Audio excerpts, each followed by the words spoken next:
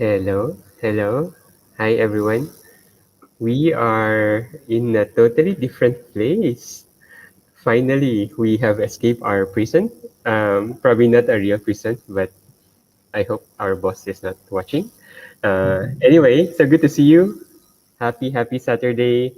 It's a good holiday yesterday, and I hope that you all are enjoying yourself. Hello, Ian. Hello, Shafras. Hey Julius. Hey Hey, everyone. yes. Hey, Shafras. Good day to you guys too. All right, this is part of our celebration of International Women's Day. It's probably an International Women's Month right now. In any event, we are more than happy to bring in some of our speakers. As usual, if you are interested, uh, come submit your call for papers. We'll be more happy to put you and chat with us as well. All right, let's roll. Um, Awesome. Thanks, Julius. Thanks, everyone. Thanks for organizing this event. Hi, everyone. Hope all of you are having a very good Saturday morning today. And it's exciting to be a part of the Big O, the new event series that Julius and Vayan is hosting. And today we are pretty excited to have two very influential female um, uh, I would say people from tech are going to share some of their interesting stories today. So we are very excited to hear what they have to share with all of you. So my name is Shafraz. I am part of Google Developer Relations team here in Singapore, and we are really excited about the event for today. So why am I here? It's to give an introduction to the developer space, because developer space is being helping out the developer communities to host activities virtually through their platform, through their channel, and also they help out with in multiple ways so that the communities can thrive, and also we can empower communities at scale as well. Before we begin, let me brief introduction about virtual developer space and what we do. Google Developer Space is a platform for developers and startups around the region to learn and connect with one another. We have a physical space here in Singapore office, but due to COVID-19, we moved everything online. And I'm pretty sure Julius and Vayu and the rest of the crowd are super excited to be at the physical space like very soon as well. And we regularly host events online with developers and startup communities, and we really looking forward to today's session as well. So do keep in touch with the developer space social media handles, and also if you can see there's this website as well where you can see all the upcoming events which are being updated too. So without taking much time, I've been I just jumped into this call to give like an introduction. But this is Julius and Rayuan's event, and we have some amazing speakers online as well. Without taking much time, let me hand it over to Julius and Rayuan. Thank you, Shafras. All right. Also wanted to thank, all these communities who have been so passionate to, share our events, publish our events. We hope that, we can continue to partner with you. And if you're from any other communities as well, we'd like to talk to you. We are from Google Developer Group. As always, there's the email. Please reach out to us. We're more than happy to connect with you. All right. As usual, we want followers. It's super cool to have followers. Please subscribe. We are at the Google Developer Spaces channel. Please do subscribe to their channel as well to get informed with, they have a lot of events, like a lot of events. So please, subscribe and, learn more about, various stuff that they talk about. They have startup chat. They have, I think there's going to be a Go event and a data science event soon. Also an Android event coming in a few days. So we're looking forward to that as well.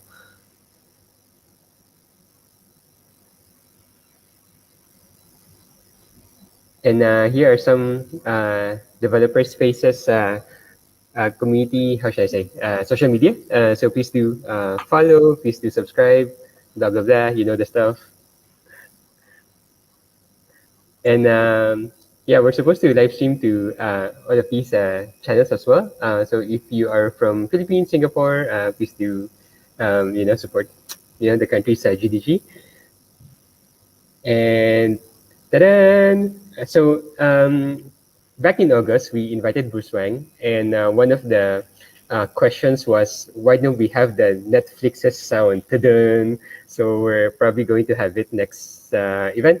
In any event, Bruce Wang will be back. He'll be talking about another topic, which I think is very important for, engineers, PMs perhaps, how to actually move up the career ladder and kind of see how things might look like from us. It's interesting because after interviewing a lot of engineers in Singapore, it turns out that there's something that, in particular Singapore, people really think about it. So please do support us, and we hope to see you in 2 weeks' time. Next, when you wish upon a star, we're gonna have another person all the way from Disney streaming service. There's a lot of streaming stuff recently, isn't it? So we're gonna have Anastasia. She's still preparing her topic, but we are very excited to announce her topic very soon.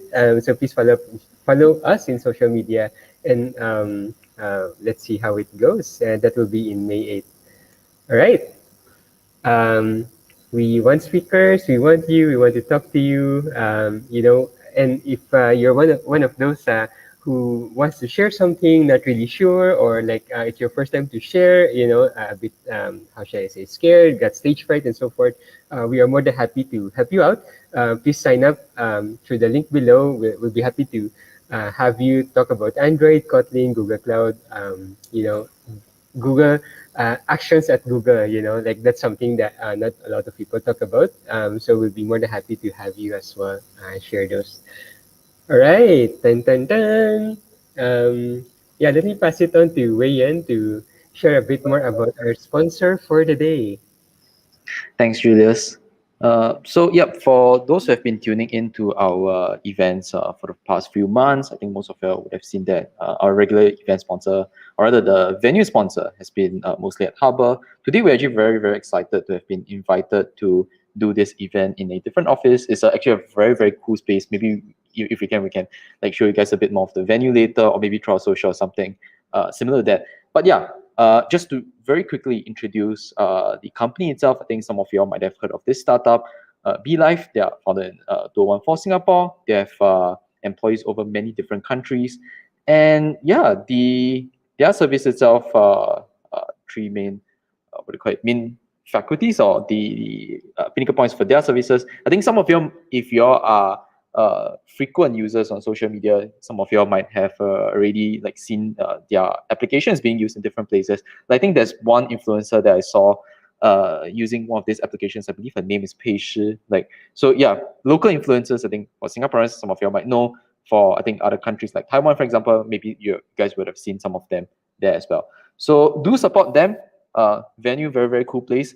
And not sure if it's actually a theme here, but some of you might have observed that like our next two events, those are like from kind of like streaming platforms, and then now we have like a sponsor from streaming.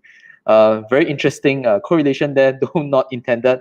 But yeah, as always, if you guys are interested in looking to sponsor our events, like or things like event sponsors, do let us know. I think just now we also show our the email, Singapore GDG. Like later you'll be able to see that as well. Do contact us. Let us know, if you guys want to help support some of our events. And without further ado, I think let's jump into the heat of today's events. Like this is why you guys are here for. We want to get to know our speakers better and understand from their experiences how they transited from their previous industries. From being an architect into an actual software architect, and this is very, very big domain jumps. So let's bring them in, and then we can get them to introduce themselves.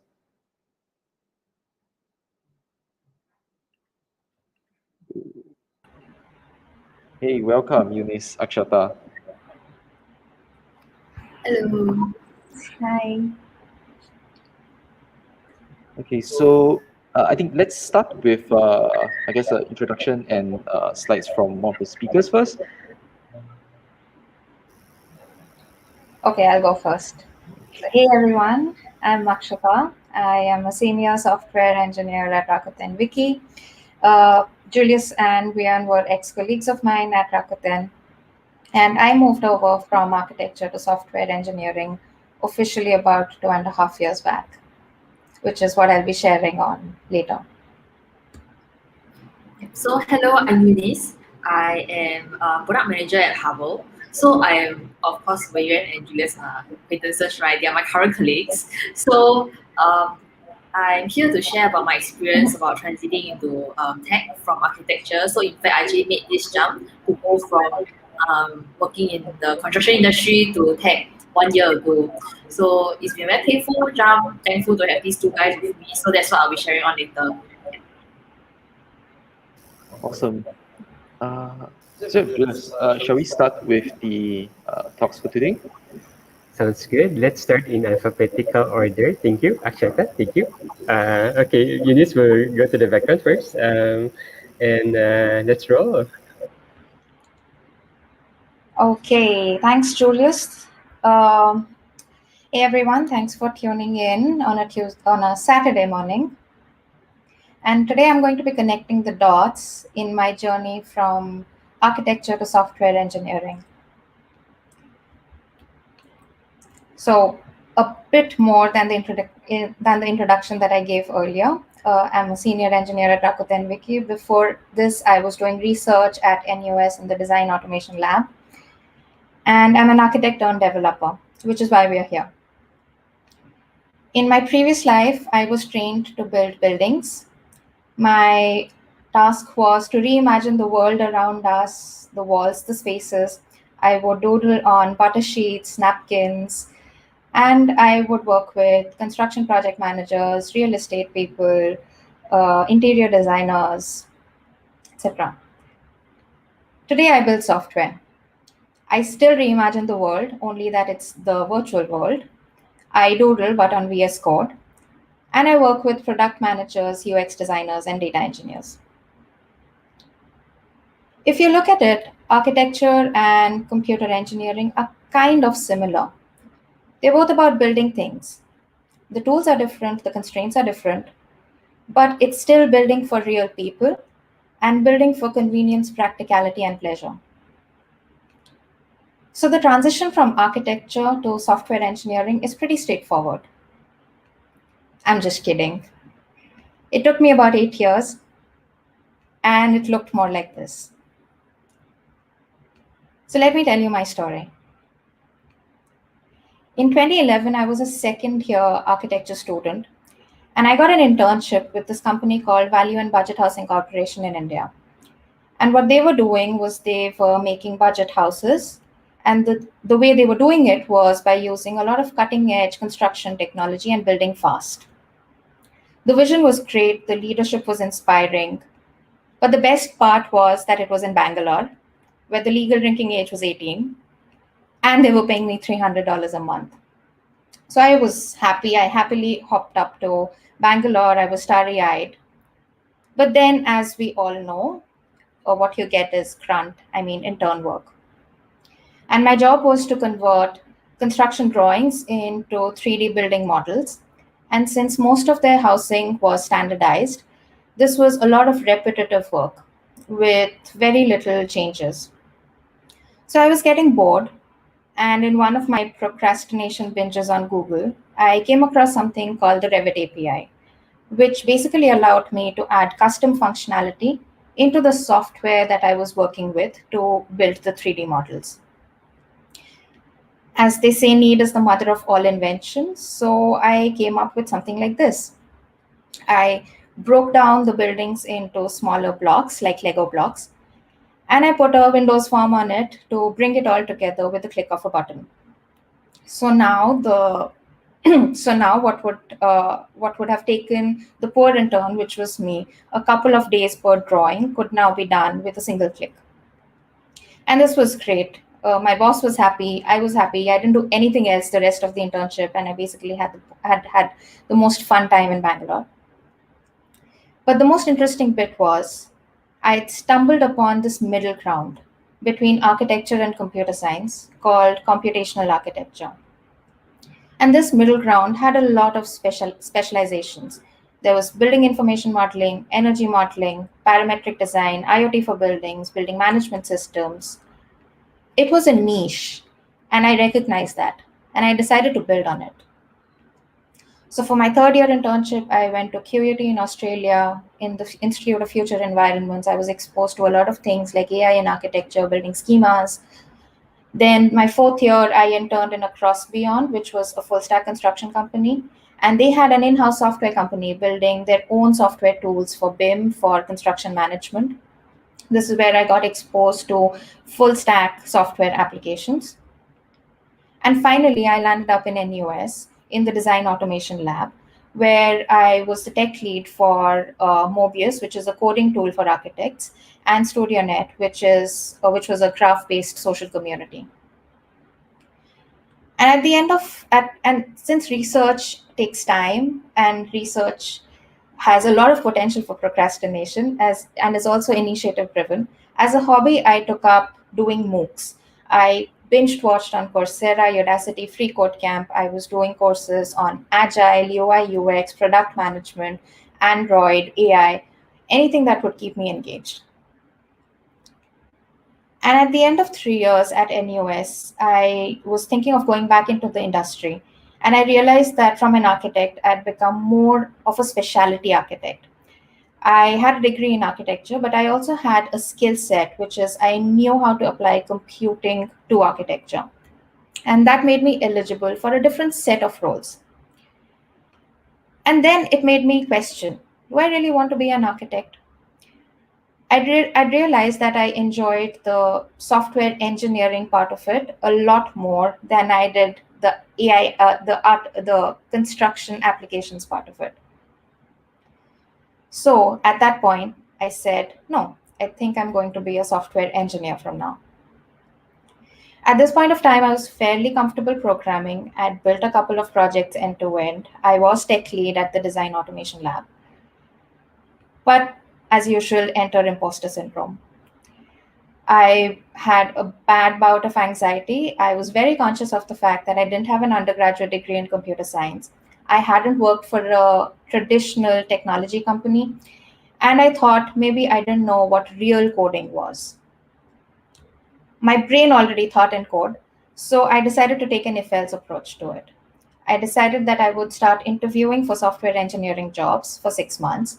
If I got a job, then I would celebrate, get drunk, and say yay.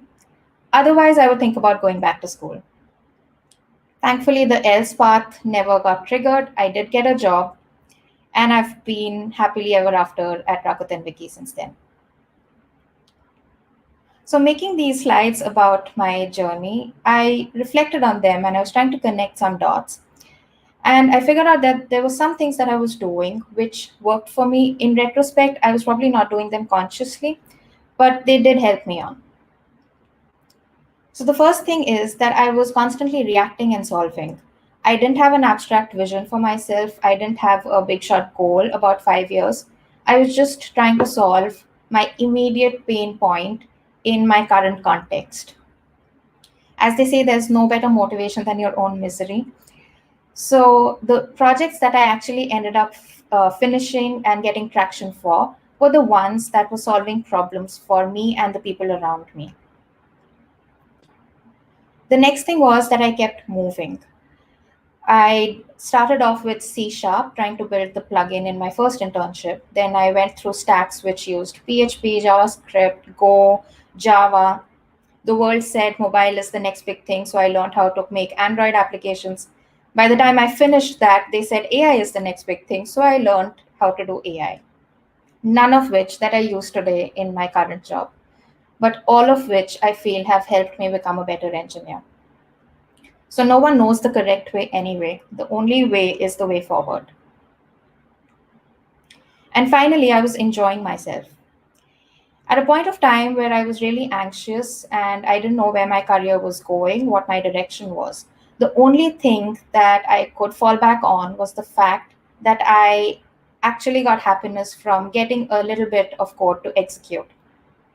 And that micro happiness helped me focus on the attitude rather than my ability. It was okay for me to fail because I knew even in the failing, I would learn something about something that I liked doing. Enough philosophy, let's get back to the real world. And here are a couple of tips if you're looking to break into tech. So firstly, where do you learn from? Which is, as usual, Google. For me, I learned a lot from Free Code Camp, Udacity, and Coursera also. Copy from Stack Overflow. It's okay to be a code monkey initially. I would keep copying. And finally, I copied the first time, second time, third time, fourth time, it started to click. Or somebody came out and made me feel bad about the fact that I didn't understand my code. And then I was forced to understand what it was. Then do a lot of projects. The best ideas for projects are from your own domain. That's what you get the most traction and motivation for. The fourth thing is freelance. I did a couple of freelance projects on the way, and they gave me a lot of validation for my skill set because that's what a software engineer is. You're getting paid to code. If somebody is willing to pay you, that means you're somewhere there. Then find a tribe, network, and meet people on similar journeys as you. For me, one of the early influencers was this other colleague of mine who was trying to make the journey the other way. He was moving from computer engineering to architecture, and his perspectives gave me a lot of insight that I might not have received from those immediately around me with the same background. Then, if you're looking to interview, familiarize yourself with the interview process. That's one of the mistakes I made initially. I didn't go in with enough preparation and I've suffered from a lack of confidence after that.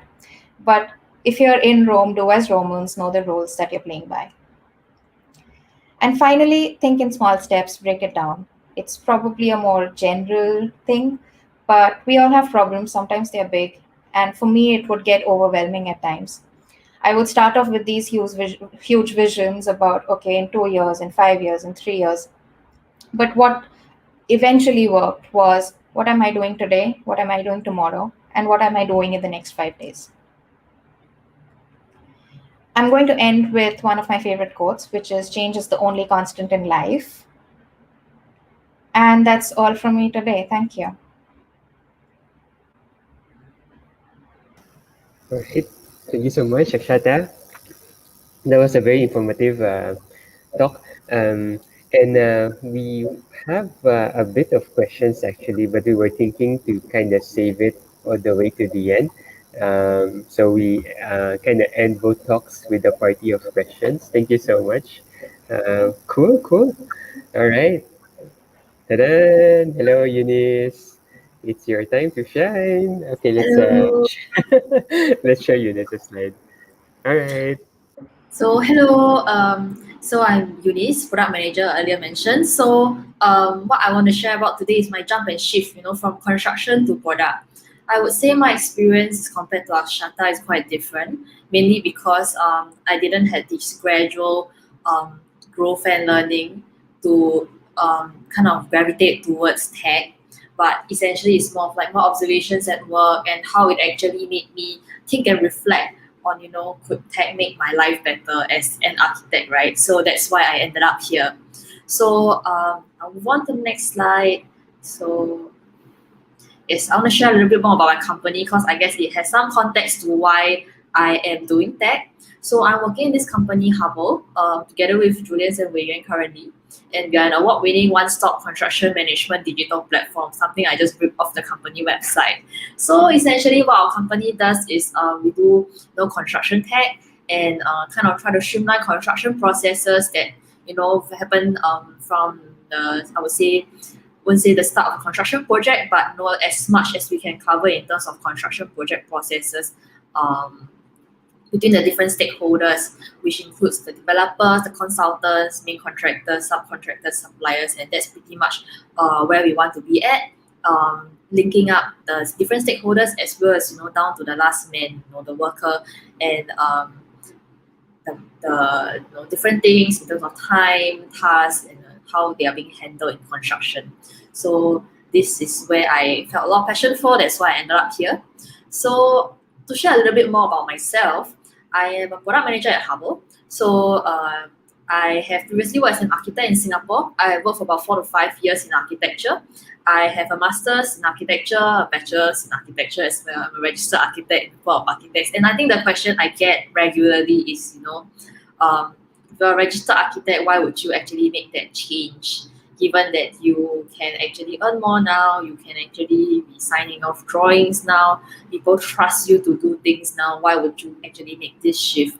So I would say at this point, for me, it was kind of like, um, uh, how would I put it? It was more like having to make a shift. I would say, I wouldn't say it's for the greater good, but it's for the greater good of my own future if I was to stay in architecture as well, or in the building industry. Reason being, construction industry is kind of like the second least digitized industry, and there's so much things that can be do if digitalization takes place and things are made more efficient. Yes, there's a lot of softwares around, authoring softwares that we do, like Akshata mentioned earlier, parametric modeling. There's so much interesting things going on in terms of the design space, but in terms of the processes that happen in architecture, which most of it as an architect you deal with on site, dealing with paperwork that does not deal with essentially the fun and fanciful part of doing the beautiful modeling, creating things that you have to make your structural engineers figure out how to make them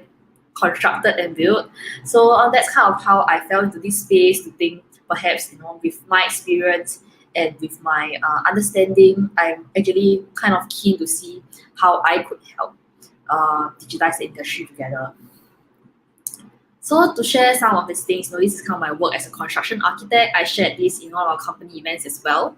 So I have been working in a rather large company in Singapore, and the company is RSP Architects. I moved on to WSP Consultancy and also working on rather large projects. So lucky enough to actually have small projects as well. You can see over here, there's a shop house. If you've actually ever been to East Coast Road, there was a very good cafe over there called Fire Bake. My most painful project because it was my first project, but also my most memorable project because too many screw-ups leads to a lot of good memories as well when I look back. So essentially in these projects, I have more than this, but I have been working with all the different stakeholders, and my question to myself very often is, when I'm dealing with the pen and paper process and how difficult it was to actually be able to communicate. And a lot of times you can see there's a lot of communication tools around. There's WhatsApp, there's email, but things get very disorganized, and that's kind of like how there's a lot of miscommunications. When there's miscommunications, there's delay, there's some issues in terms of how you want to deal with contract. Then there will be things that people disagree on. There will be disputes, and that's kind of the space I fell in when I was an architect, because I was running the project from the start to the end. So I'll go through the part where I was actually experiencing having to communicate and present things to the client to get them sign off the design, all the way to carrying out submissions to authorities, carrying out tender, etc. And all of it, I realized the most important thing that was lacking was in fact a streamlined form of communication. That's kind of like what Harbour was headed to doing, to streamline all stakeholders into one platform and be able to communicate effectively. And so that is why it resonated with me, and I moved from doing this to tech. So I want to share a little bit about the roles and responsibilities of a construction architect. So if any one of you here, or I hope most of you here are actually from construction, is that you go through different stages, right, of architecture, or I would say work in the building industry. There will be the design phase where you're being how would I put it? You're being appointed by the client or developer, or perhaps you're needed for the job. You carry out the design, go into detailed design, you do submissions to the authority to get them to allow you to start building things. You go to submissions to client to get them to sign off so that you can start calling for tender, and you carry out the tender documentation, then the prep, calling for tender, you award the tender, and then you go to site. At site, you will have to do some contract administration, you will have to do inspections, regular site meetings, technical coordination, and there's just so many things, that you have to do as a construction architect. And this is what I actually define as, all these different experiences you have are actually, hard skills that enable you to do the design, hard skills that enable you to do the tender documentation, hard skills that enable you to differentiate and identify if quality is good or not, and essentially carry out contract administration and the paperwork part of it. And what I want to share a little bit more about today is how I actually made this transition, and I would say I kind of find space for myself, which is actually, in terms of my experience as an architect, you have a lot of hard skills gained, but you also have a lot of soft skills that you gain. And beyond this, as an architect, if you can see, the graphics over here, it definitely resonates with you as an architect.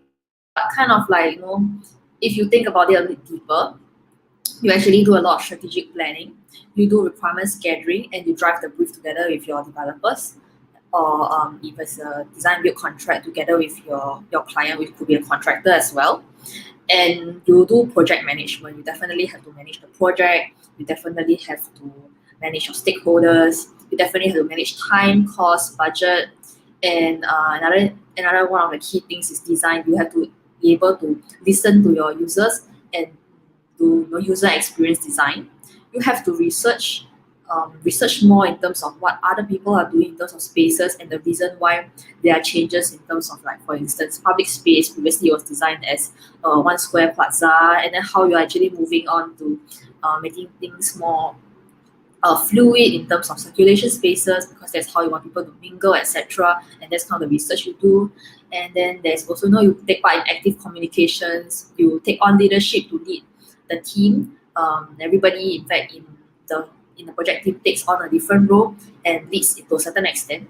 And also you have to be, an analytical mind. So I would say, when you gain these soft skills, they actually help in transiting to tech. So from construction to tech, like, how do you actually get into tech? So before I get into the part where, how I found this comfort spot for myself, I want to say, do you actually know what you want to do in tech? So in tech, there are actually many different roles. There's UI UX, you can do product, back-end, front-end, mobile engineering, QA, etc.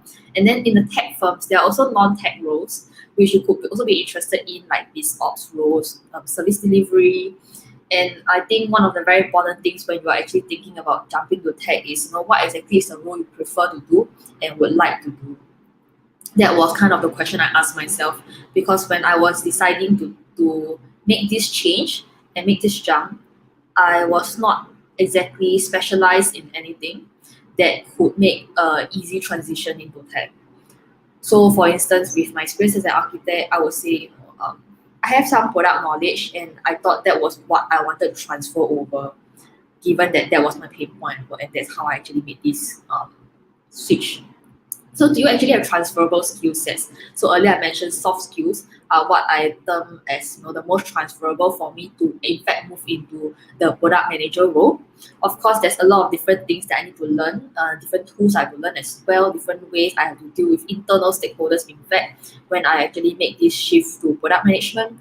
But as long as you see, you have transferable skill sets, you can consider it. And if you do not have transferable skill sets, it will be helpful for you to take courses in order to equip yourself with the skills that's required for the job.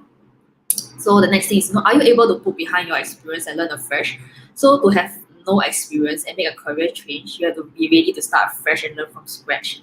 So when you actually have years of experience under your belt, how ready are you to do that? That you have to let go of having control. I would say when I worked 5 years, from first year I was not really in control to the point where I was really in control of the project and stakeholders. And to actually let all of that behind, it was I would say, I would call it bravery, but I would call it, sometimes you just have to have that one push to push you into doing something that's out of comfort zone, but something you're interested in. So you have to be ready to make that change. And the next thing is, where do you really start from? I want to share a bit about this because there's a lot of jobs out there that you see that job descriptions will look interesting, that you'll find that you're interested in, because that's what I experienced when I was looking for a job. So you will see job descriptions that you do not fit well in. And so what exactly do you want to do when you do not fit into these job descriptions? For me personally, I felt that there are a lot of companies in terms of product management. They are looking for associate product manager roles. You can start off from those. But they also prefer to look for people with a CS related degree.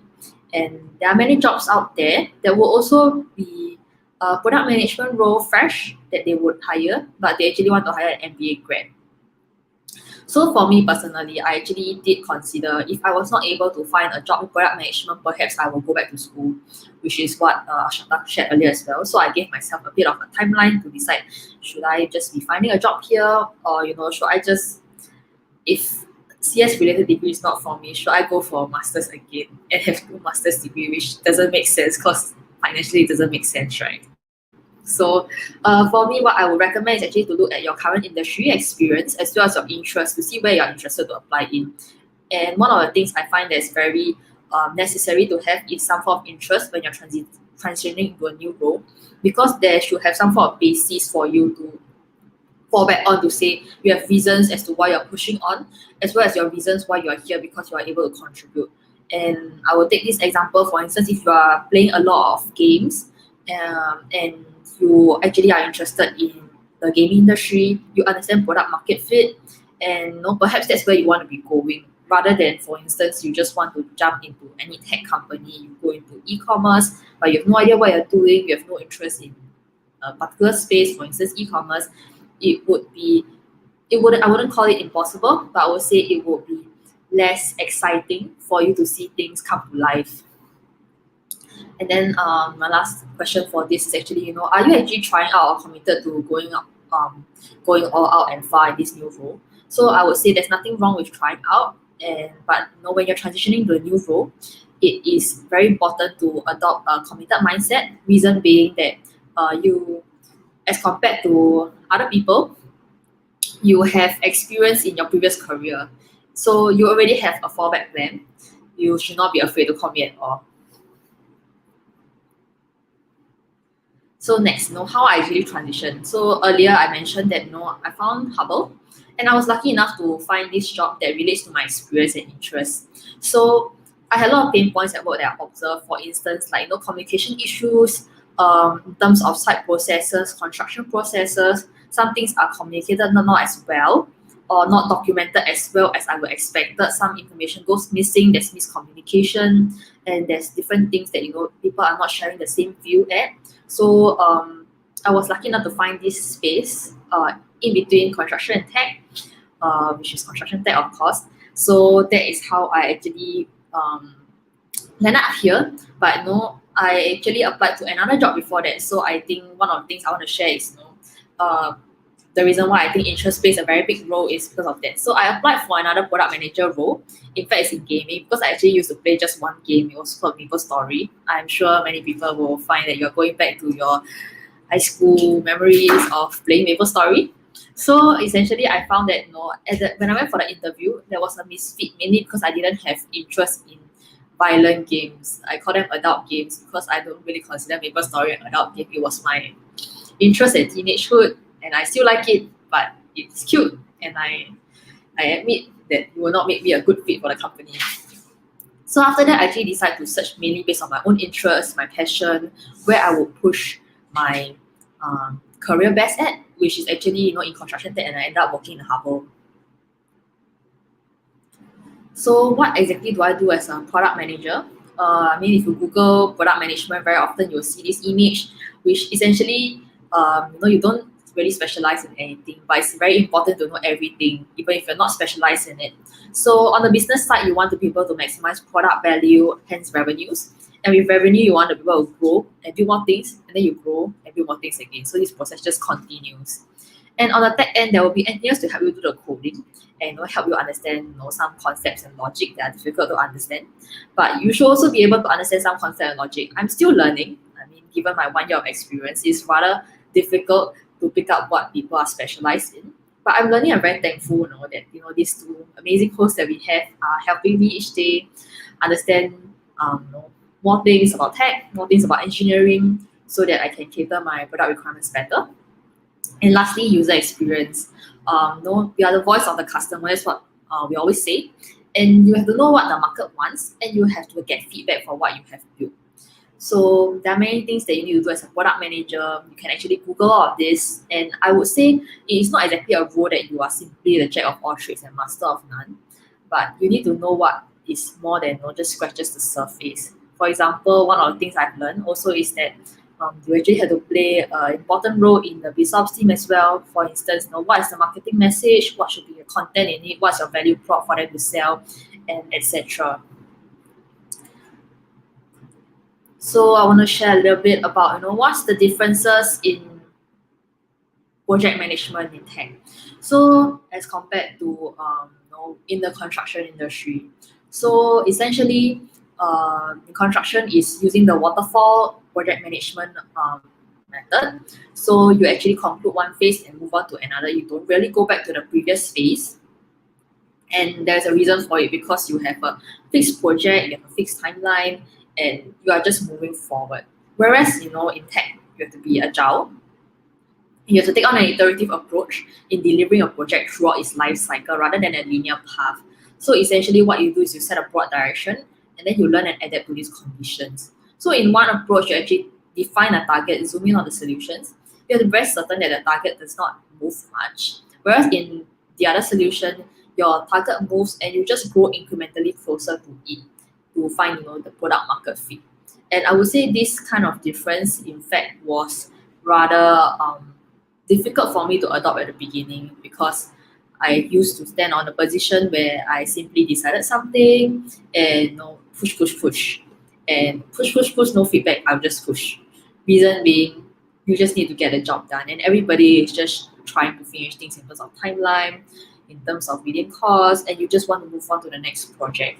But it's rather different because there's a life cycle of a software product, in fact, and this project works in a very different manner, that there has to be constant improvements. It's not like, for instance, you define one day that this is the end product that you will get, and you don't make any improvements to it, and you expect it to continue to sustain. It's not a building that will stand there for the next 40 years. It is a software product that can easily get replaced because people ideate better than you. They are constantly iterating to see what's their competitors doing out there, and constantly iterating to see what exactly the customers want for me to help them make their experience in this software that we build better. So the last thing I want to share is on my challenges. So the truth is there's a lot of challenges, many. And one of my challenges I faced was actually learning tech info and how to get the engineers to understand what I'm saying, given that I didn't understand how to transmit the message over earlier when I first joined. So just to summarize what are the challenges I faced, I would say breaking free from the mentality of being project-based. So project-based very often in construction and many other jobs, they are something that you have an end goal, you want to finish a project successfully, you get the payment, you close out the project, say for instance in 3 years, in 1 year, in how many months. And I learned that I have to take the business objective into consideration, and as well as the continuity of the project, since it's one big unending project broken up into smaller projects, and I have to get used to this shift, and I have to listen to customer feedback, iterate, it should not end, and there could be new feature requests, and the cycle just continues.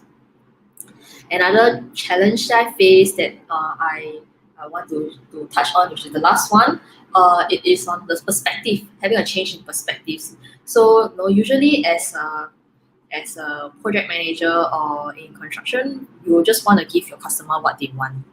So as a customer, you have specific wants when you do something, and then as a project manager, you just listen, or as a project architect or design architect, you just listen.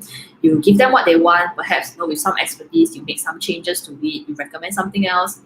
But in tech, it's rather different, such that you listen to what the customer wants, and instead of just building what they want with some changes, you actually try to sieve out what exactly are the pain points and translate this to the solutions that you're going to build instead of building the wants. So one thing you always have to know is that your customer does not know what they really want. They just know what are problems. They may not even know what's their problems. You have to help them distill down their problems in order to help them solve them. So with this, I will end my presentation and hand the time back to Wei Yuan to start the discussion.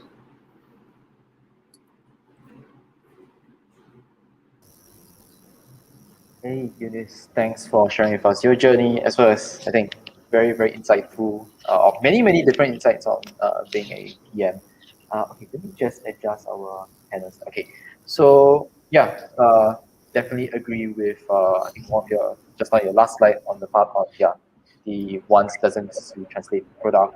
And also, Maple Story is really great. I love that too. But that's many years ago. Okay, so I think with that, let's start with our panel for today. And also, I think from our audience, if you have any questions, do ask them. I think most of you are on YouTube, so just ask them in the chat. When we see them, we'll try and surface those questions. And so let's start with, I think, one of the, I guess, classic questions for people who are looking into transiting from their industries into this industry. If you guys can share like one of the biggest differences, and maybe also I think in just now perhaps we also talked about challenges. So if y'all can talk about those, that would be great. We can start alphabetically. I'm sorry. I think for me, from my original industry, in terms of the work that I was doing, right, the focus was on the final result rather than the engineering bit that was getting to the final result, right? Because I was working in computational architecture. So I could make a product which would solve the problem in 2 days, but I could spend time to better it, which would solve the problem in 2 hours. At the same time, the existing problem was taking 2 years. So it didn't really, I mean, the idea was not to get to the most efficient solution. The idea was to just get to the solution first, which has been the biggest difference now that I've transitioned into software engineering, where the focus is on the software. The problem's gotten inverted now. Sometimes we get so involved in the engineering that we lose focus on the final product or the user that you're targeting, right? For me, I would share a bit on this. So I would say the biggest difference I actually faced was not the challenges I shared earlier, or not having to change that mentality of having everything being very fixed timeline or project based. Reason being, with a building, very often when I'm designing, I have for example a design stage of 6 months, and I move on to say doing the tender. I can actually refine the design along the way, but the baseline blueprint doesn't really move from there. Whereas in product, there could come a point where, for instance, the competitor comes out with something similar but better, and you actually have to quickly adopt that shift in order to make yourself competitive, as well as answer to your customers who are paying. Why exactly they should continue paying for your product. So the difference for me is really kind of like a mindset shift of constraining myself to finishing step A, step B, step C, step D, to being able to go back to step A again. Yeah. So it seems like pacing and some sort of mindset shift seems to be a bit of a theme here. And maybe to follow on from that, somewhat related to this question, I think for our viewers, definitely this is something that they will be thinking of as well. If you're transiting between these two different industries, is it a stressful process? I think so, because you're basically trying to sell yourself to this job that you have no experience in or no validated experience in, right? And then you face stress in all dimensions. You face stress in terms of, is my previous experience null and void now? You face stress in terms of, even if I get the job, will I be able to do it? Will I get the job is another thing. Will I be respected if I do get the job and get the job done? Am I going to get enough credit for it? You face stress in all these dimensions when you're doing like a transition, especially when the fields are so far apart. I actually agree with Akshata. I think there's a lot of stress, especially when you're going from a point where you have no credentials as someone who is in tech, would have a degree, they will have no things under their belt and experience, projects they've done that would definitely put them on a better position to making this transition, because to them it's not a transition, right? It's just going from one place to another. But for us, it's not just convincing like potential employers, but also convincing yourself that you can do it, which goes back to the imposter syndrome, right? Like perhaps you're actually not predicting yourself enough of what you can do. Maybe I can say over the past few months, I have questioned myself, but usually I have enough self-esteem to come back and say, no lah, I'm good enough. And then I will go and ask my colleagues like Julius, good enough, right? Maybe to validate myself, to feel like this transition is not so bad. I am learning so many things. I'm gaining so much more, and I can contribute so much more with the way I gain and the experience I have. Yeah. Cool. Thank you. Thank you. Yeah, you're doing awesome. So good to have you. Um, okay, we have a question from the audience. So we have Eric. Hello. So it's a question for Eunice, but I think Akshata can take it as well. So was there a time where you feel that you have information overload because we are talking alien language in tech? I would say definitely I have information overload. I would say when I actually first joined Hubble, right, in the first 3 months, and I think at that point Julius joined a bit after I have. So it was like I couldn't understand what anybody was talking about, mainly because they were all very, I would say they're all very driven. They work very hard, but they're all very techy, and I was the least techy person around. So I was bringing my knowledge and experience from my previous job in, but I didn't know how to translate this into specifications for them. And neither do I understand what are they doing and what they are writing about to and the questions they are giving me in order to streamline this information I have to send it to them. And I would say, it's kind of like going in parallels like this, you can't really converge at that point. And I found it quite hard until I would say it's definitely helpful in this case to have a mentor. And for me, I actually had two in my job. I have Julius and I have another of my colleague Simon, who actually guided me through all this information overload phase where I was a bit lost. No matter how much courses and reading I did online, some things just didn't seem to make sense to me because theory versus the practical experience.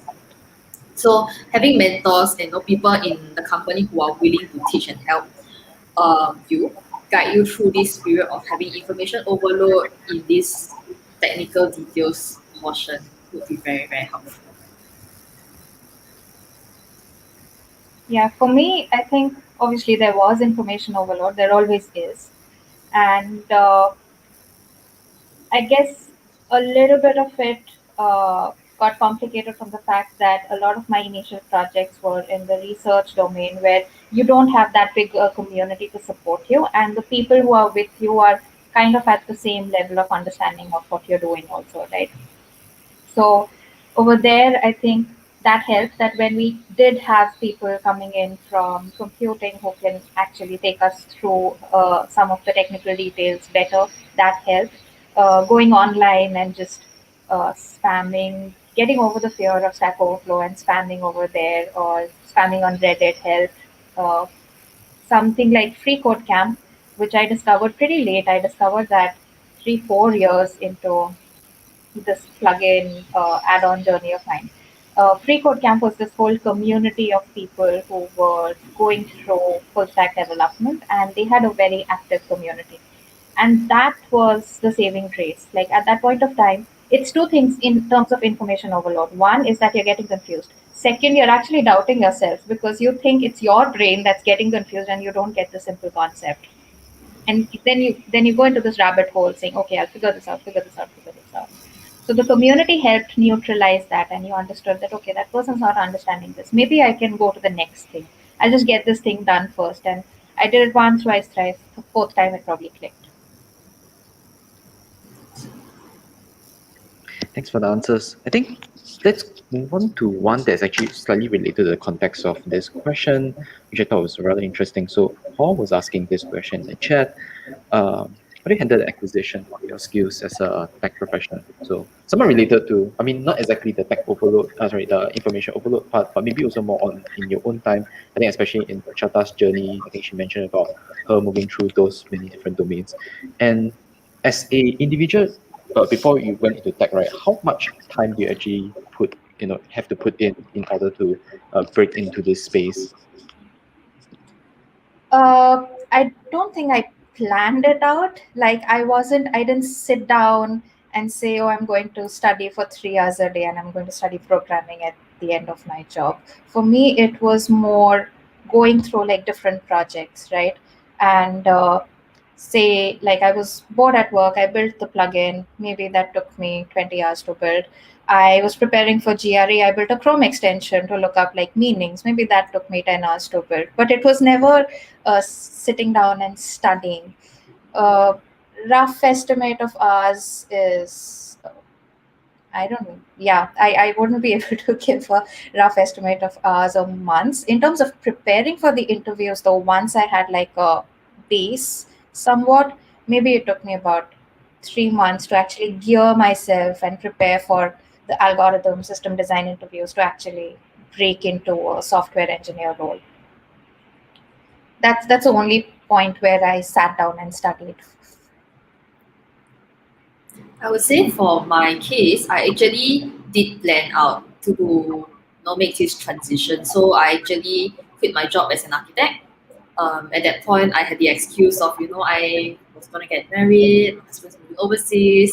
So I had some time on hand before I was going to come back to Singapore of a period of about 3 months where I could actually devote my time to figuring out what I wanted to do. And at that point, I was thinking to myself, given my experience in architecture, I actually thought I wanted to go into the tech industry, given that I've interviewed in many different places. I've interviewed with developers as well, because sometimes it's just best to be on top and just scream at people, right? No, I'm just kidding.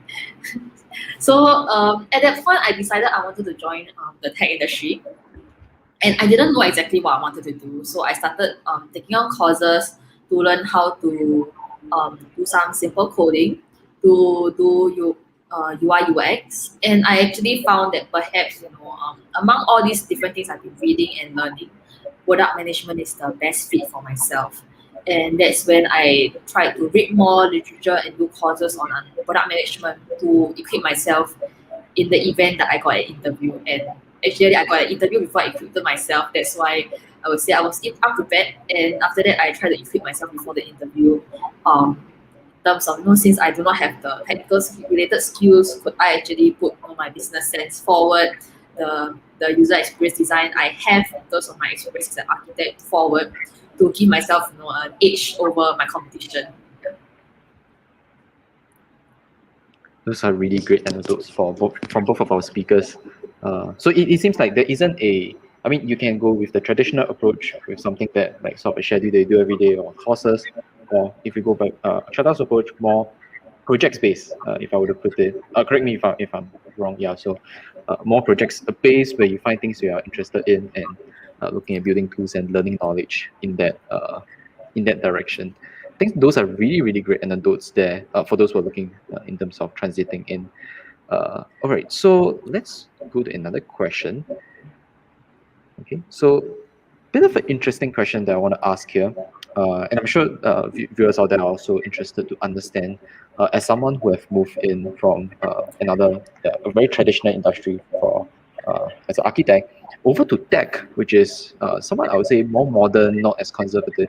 Do you face any form of prejudice, discrimination when you moved into this industry, and how do you deal with that? Or any tips of dealing with that?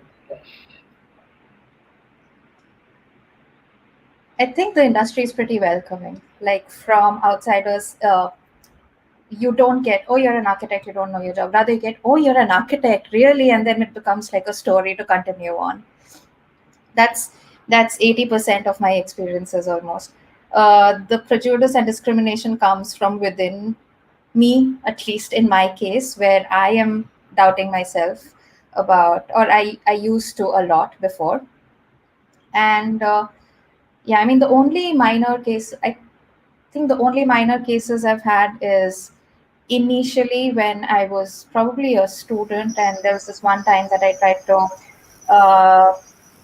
I don't think it was ill intention, but it was more like I tried to do a computer graphics course because I wanted to do some better rendering in the current software that I was doing. And they asked me that, it's not a Photoshop course, right? It's actual computer graphics. But that I don't think that was prejudice or discrimination. That was just the fact that it's not spoken of too much, that fields can actually overlap, come together to make either fields better, right? So it was more out of not knowing that an interlink existed rather than prejudice. For myself, I would say I didn't face prejudice and discrimination when I was working. At least I was going to Harbour, right? We are still doing something that was related to what I did in my previous career, so it's not so bad. I didn't feel any of it, in fact, when I was working with the colleagues, mainly because they also wanted to find out from me what I was doing. And I would say they are really quite welcoming. I would say perhaps, the prejudice will come when you're actually applying for the job, mainly because, you have to make it through to that round of an interview for people to understand you, given that you don't have any credentials. And that's the prejudice that I would see that most people would face if they are making a transition to tech. How would I deal with it? At the moment, I don't think I have an idea because I'm not on the hiring position, but more like, how I could reach out on what I actually did was I reached out on informal methods to get people to know me before they see my resume.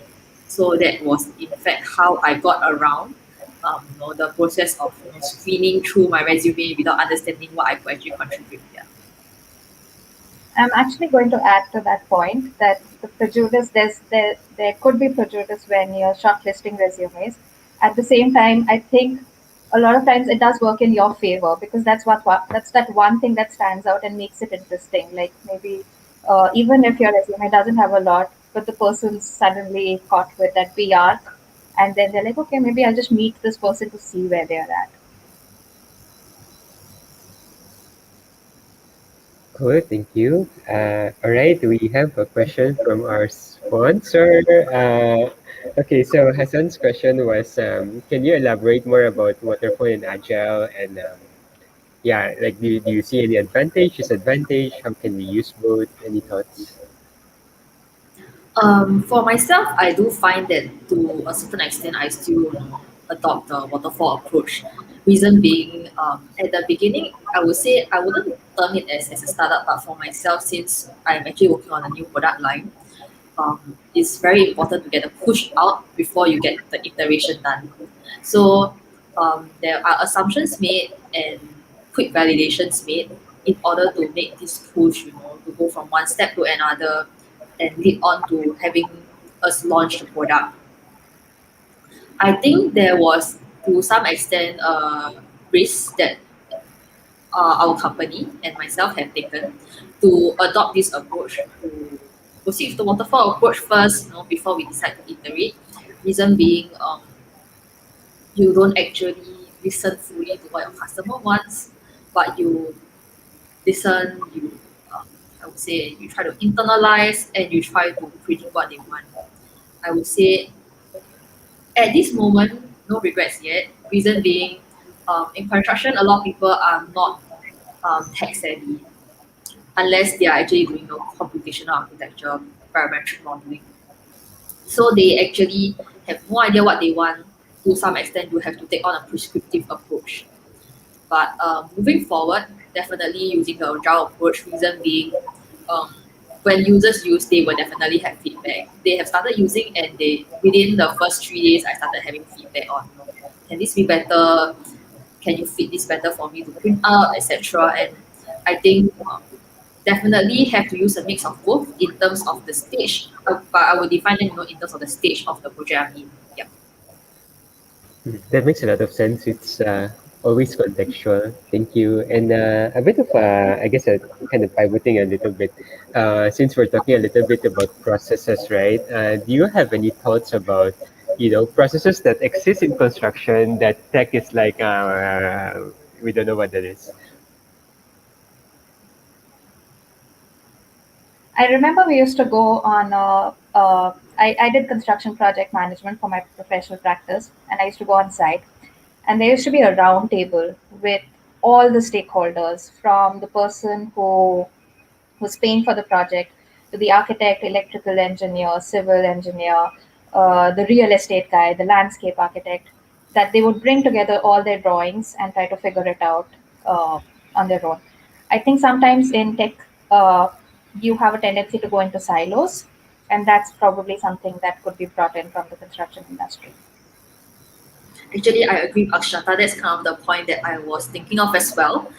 In construction, very often, one of those things that Hubble is doing as well is how to help coordination and communication, doing some low key advertising here on my product. So essentially, what I think of is in construction that we have is this beam coordination, technical coordination discussions where different stakeholders come together to discuss, share their points, and trash out things. But I find that in the tech industry, very often I would say not everyone's voices are heard. Mainly, I would say of internal stakeholders.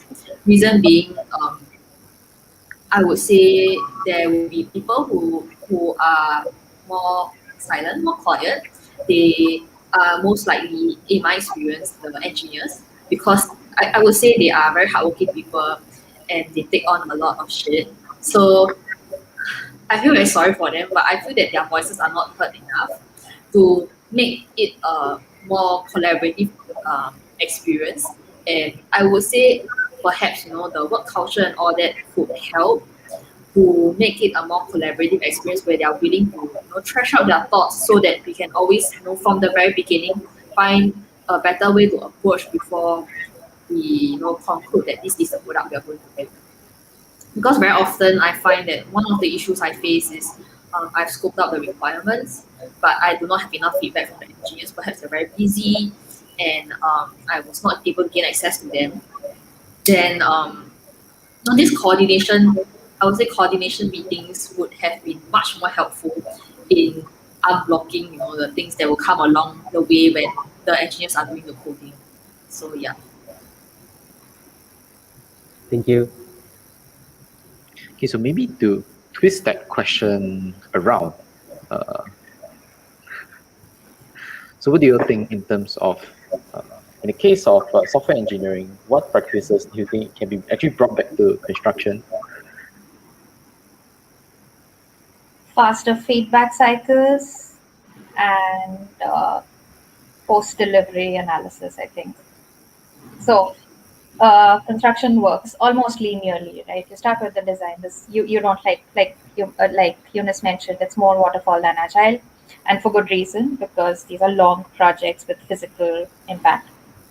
So you don't really the cost of change becomes pretty high somewhere in the middle.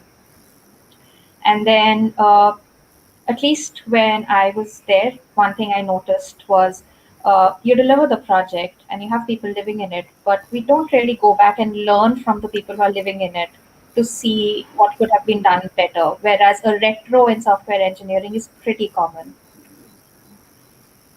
So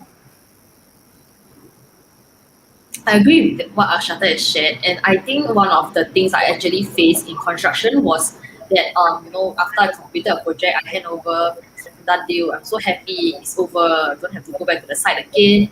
And I would say along the way, if you're in good relations with developers, they'll come back to you with feedback. But there's nothing pretty much I can do with the feedback because the building is live. People are living in it. People are using it, and I cannot iterate on it. So they have to come up with a lot of work around solutions on their own. That I feel that in terms, I wouldn't say in terms of processes and approaches of construction, but I would say perhaps the way people think of architecture, or perhaps the way people think of technology in architecture in terms of construction, like the building materials and all that could have been changed, so that there could be a more fluid approach to making changes to spaces, and that is kind of what I thought could have been made better, more interesting as well. And another thing I also think that could be brought back from back to construction is a very simple thing of internal stakeholders having to speak with each other. I think in construction very often you're dealing with external stakeholders. Your internal stakeholders are literally not heard. Reason being they are, for instance, the draftspeople who are just working on things for you. Your biz ops team just working on things for you, and because there's a lot of external stakeholder management, and internal stakeholder management is kind of, I would say, neglected to some extent. And I find that in software engineering, however, I mentioned that things could be better coordinated, but in fact internally in construction it could also get better as well. Given that in construction, one of the things we don't have definitely is stand-ups, retros, and sprint plannings that we meet regularly to catch up internally on processes. We only meet up externally to catch up on what's the project progress. And the reason why I would say this step perhaps could have been skipped is the time issues. And I think if this can be brought back to construction as well to care more about the internal team, everyone will be happier in terms of working together. Yeah. I actually thought of another point. I think one thing that the construction industry would benefit from the software engineering industry is the concept of open source.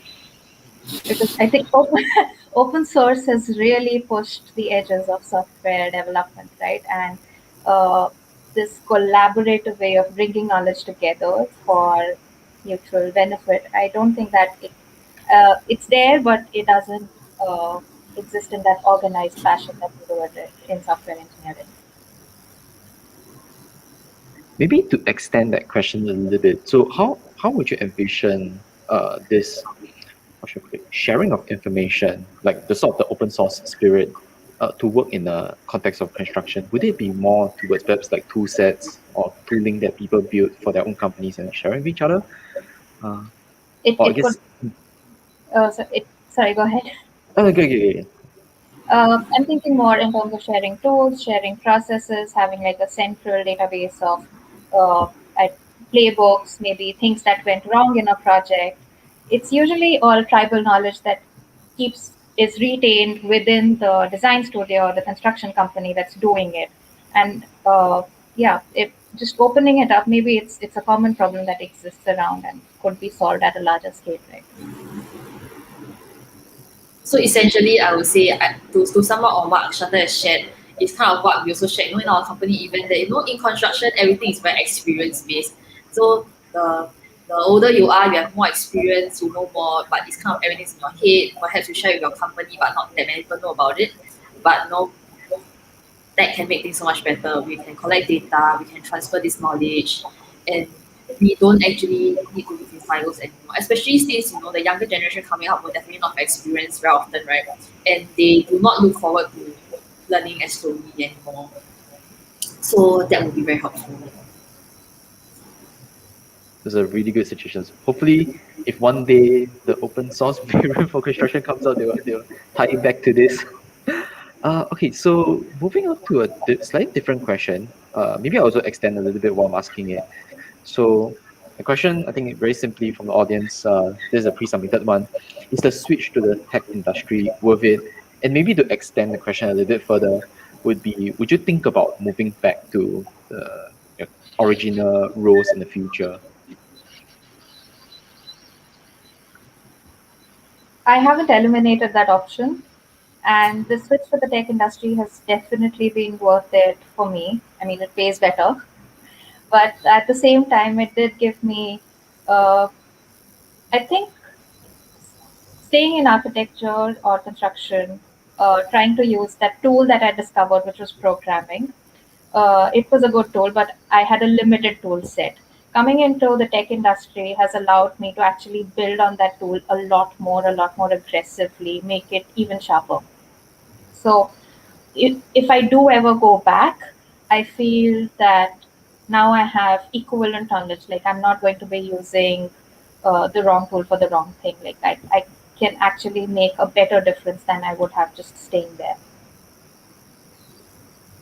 I would say for me, I would not rule out the possibility of going back as well. I would say reason being I have invested a lot of time there to got my registration as well. So the switch to tech industry to me actually in fact is worth it. I get to see things from a different perspective, not just from from a tech perspective of what can actually be built, how it can actually be built, what is the time and cost involved, but also in terms of the different collaborators or stakeholders in fact that are external. So when we are listening to customers, as I would say, my position as an architect, I would take on a different approach to doing things. But when I actually listen to all these other different stakeholders I've always been working with, I realize they have very different concerns, and their concerns are also varied, and perhaps they are even more grave than what I've been looking at previously.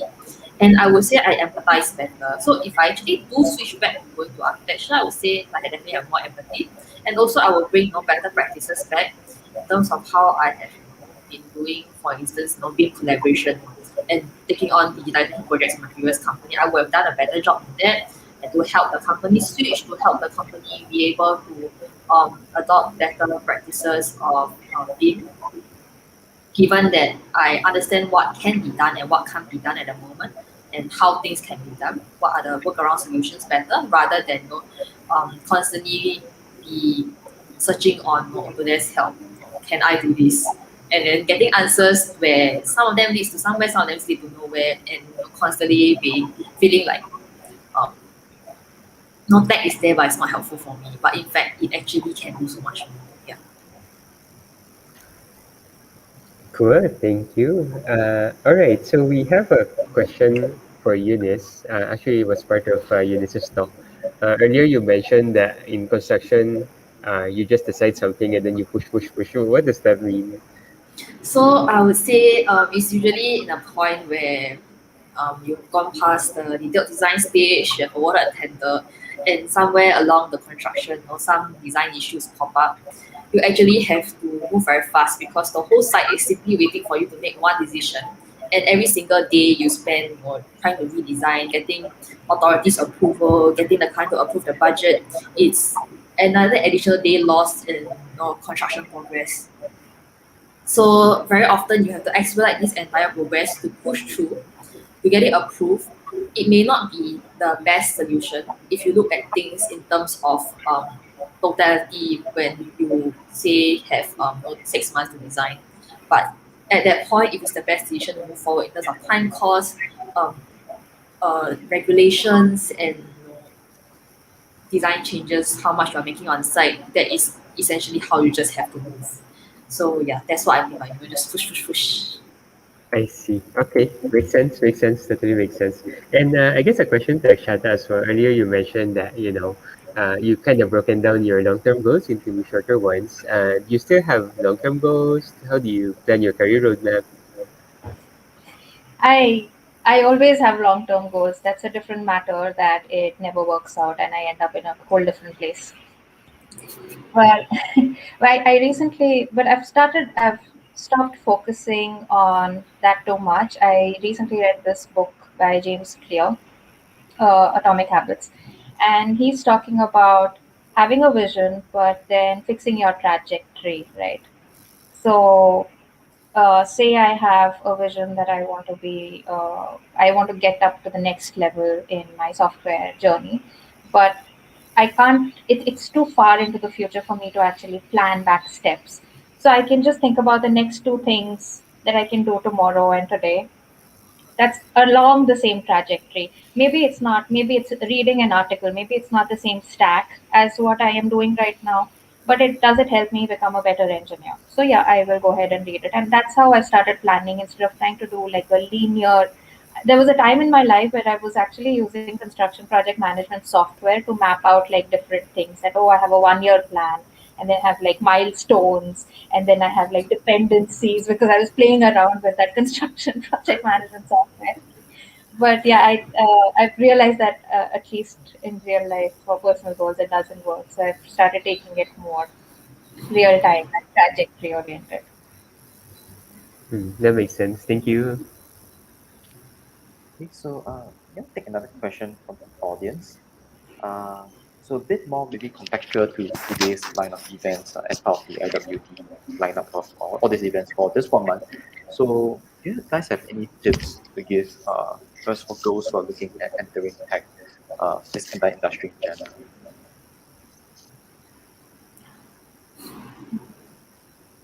In general, or those in looking to enter tech? Is in any like not just the construction or streaming from Wiki or Harbor in terms of construction, but tech industry as a whole. Uh, I think mine is more general in terms of just be brave and be okay to fail. I think for women, I've noticed that we're very scared to fail, and we like to get things perfect. So it stands true for any industry. For tech industry, I think because there's this whole aura around STEM fields, maybe the barrier is a bit more. So just be okay with failing, and that would work. I think for myself, I would say that for girls looking to do STEM, I would say actually in tech architecture falls under STEM as well. Um, you have to definitely be brave enough to go against what people normally think of as guys in STEM, right? Guys are better at it. You have to validate yourself very often without having someone else validate you, of course. Because I say being insecure is something that will be your downfall if you are actually not good enough at something. Very often, I would say girls, as mentioned by Akshata, want to be perfectionists, and it's very difficult to get around a point where you say, I'm good enough at something. And celebrate International Women's Month, I would say one thing I would say, everyone just be confident, and just go all out. It's okay to fail. Sometimes you fail, you don't even know you failed. Sometimes you did not fail, you also don't know that you have succeeded. You just need to keep on pushing. And I guess that is what will make a difference to you and your career. Yeah. It makes Very the wonderful. success sweeter once you fail. Very great tips from both our speakers. Maybe just to extend this question a bit further as well. If we swap what's that, goals instead to people who are looking at entering the tech industry, what tips would you give this other group of people as well? Solve your own problems. I think the tech industry is very unique in that way because when we are doing tech, we are actually solving problems for all other domains. I mean, I'm working for a tech company, but it's actually the domain is media. You're working for a tech company, your domain is construction. So it's an allied field that can be applied almost anywhere. It's just a tool, and if you take it with that mindset, you don't even have to wait for 6 months to train yourself. You can just start applying it wherever you are, and then find a way in. And maybe I would like to add a bit. So, for anyone who's looking to enter the tech industry, I would say don't be afraid. Don't be afraid for a very simple reason. I'm not saying you may fail, you may not fail whatsoever, but don't be afraid because tech is growing. There will be a space for you as long as you try hard enough. See, there's a space for me, right? And these kind guys here have also accepted me.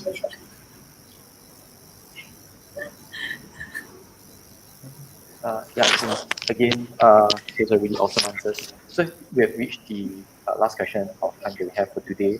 I think let me just take the opportunity here and also on behalf of Julius as well to thank both of our speakers today, for gracing us with your time to share your experiences in an entire long journey that you have undertaken towards what you have achieved today.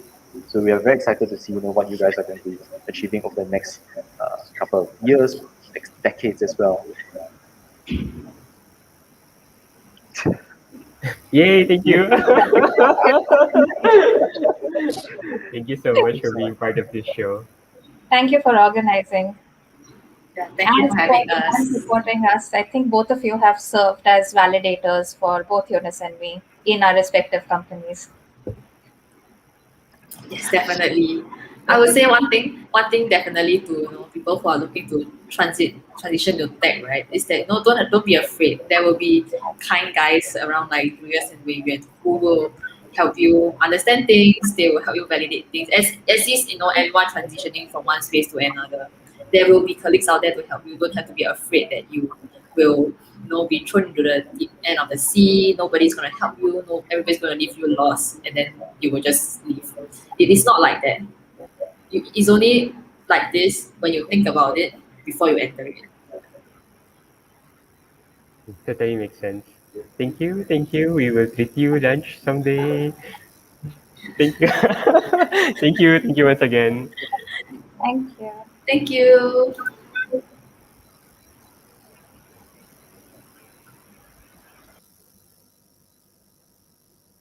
Right. So we're reaching the end of today's event. I think just to talk a little bit about in the coming months what other events we're going to be having. Right. So first, just to share, of course, our social links in relation to the events that we're going to be doing in months to come. So make sure you check out our website over here. We'll always put the latest event that's going to be coming soon on the homepage as well. So if you're interested in seeing events like what we have been doing today, make sure you check that out. Also, our Facebook, where we will always keep you updated on all these different events that we'll be doing. All right, and yeah, we already have speakers lined up over the next 2 months. Immediately for next month itself, or rather, in fact, this month, we're gonna have Bruce back again. Some of y'all might have remembered him speaking for another event that we had, I think, somewhere in September of last year, and he gave really great insights during the Q&A we had for that event. So really excited to have him here again for a different topic this time, in terms of scaling your own career. So if you're an engineer and you're looking at building your career, I think this is something that you shouldn't miss. Make sure you watch out for these events and updates we have on our events on Facebook. Okay, and also another topic that first we'll release more details on this in time to come, but make sure you watch out for this as well. Very great insights from Anastasia from Disney. So yeah, we'll put in more details on this on our Facebook page.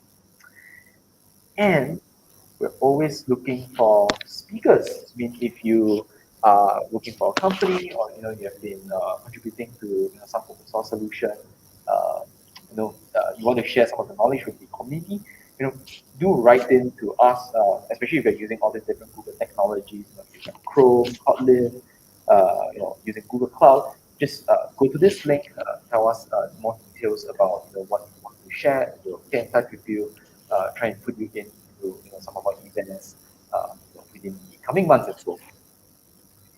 Okay, and last but not least, social stuff, great stuff. Times like this makes me want to be a YouTuber, and I'll say like, share, and subscribe, but I do that too often. So, okay, so yeah, make sure you check out all our different social links. And as mentioned just now, I think our website and Facebook are, I think, the two of the more important ones. We usually keep that very much updated. Facebook, especially if you usually browse, watch for our events on Facebook, usually we'll put all our event updates, dates, or release details. Like just now I mentioned about Anastasia, we're going to release our details in regards to those events there as well. And yeah, I think that's all we have today. Make sure, since you're on Facebook, like, share, subscribe this video. Will help us a lot. Yep. So see you guys next time.